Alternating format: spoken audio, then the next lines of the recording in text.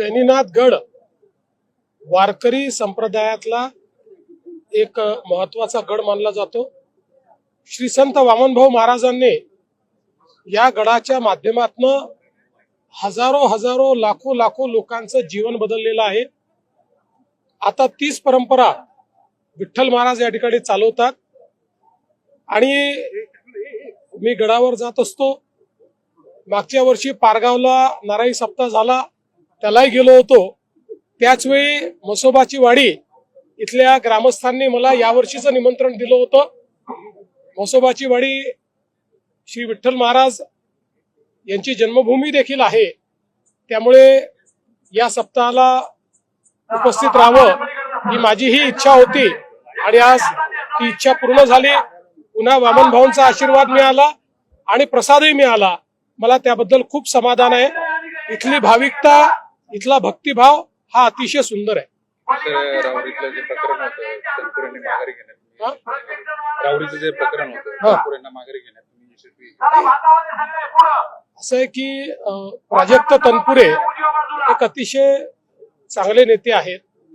त्यांचा मागच्या काळात परफॉर्मन्सही चांगला राहिला आणि म्हणून मी त्यांना विनंती केली आणि त्यांनी ती विनंती मान्य केली, याचा मला अतिशय आनंद आहे। मी आज काँग्रेसचे जे अध्यक्ष आहेत हर्षवर्धन सपकाळ यांना विनंती केली होती की बारामतीमध्ये अजितदादांच्या अतिशय दुर्दैवी आणि दुःखद निधनानंतर आता सुनेत्रा वहिनी उभ्या आहेत आणि आपल्या महाराष्ट्राची परंपरा राहिली आहे की अशा वेळी आपण साधारणपणे बिनविरोध निवडणुका करतो। जसं आर आबांच्या निधनानंतर इथे भारतीय जनता पक्षाने आपला उमेदवार उभा केला नव्हता, त्यांना मी विनंती केली। त्यांनी चर्चा करताना मला ते सकारात्मक वाटले, पण अजून आता काय निर्णय झालाय याची मला कल्पना नाही, कारण मी कार्यक्रमात होतो। नाशिकमध्ये अतिशय धक्कादायक प्रकार समोर आलाय। त्या ठिकाणी एका कंपनीच्या व्यवस्थापनातील काही लोकांनी धर्मांतराचा प्रयत्न केला।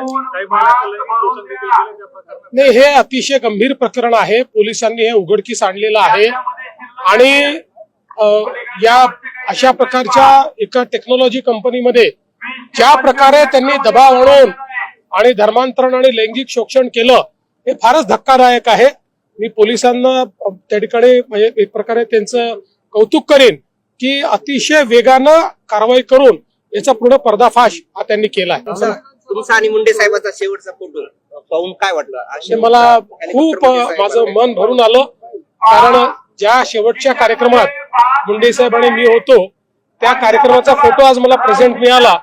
मला असं वाटतं शेवटी आमच्या जीवनामध्ये मुंडे साहेबांचं एक वेगळं स्थान आहे। आमच्या सगळ्या वाटचालीमध्ये त्यांचा एक खूप मोठा वाटा आहे। त्यांच्याकडनं आम्ही नेतृत्व गुण शिकलो, त्यांच्याकडनं आम्ही कर्तृत्व कसं करावं हे शिकलो, विधानसभेत काम कसं करावं हे शिकलो। त्यामुळे निश्चितपणे अशा प्रकारे तो फोटो मिळाल्यानंतर माझं मन खूप भरून आलं। अहिल्यानगर मधील नवराष्ट्र दुसरा वर्धापन दिन आहे, ते शुभेच्छा। निश्चितपणे नवराष्ट्राला दुसऱ्या वर्धापन दिनाच्या निमित्ताने मी मनपूर्वक शुभेच्छा देतो।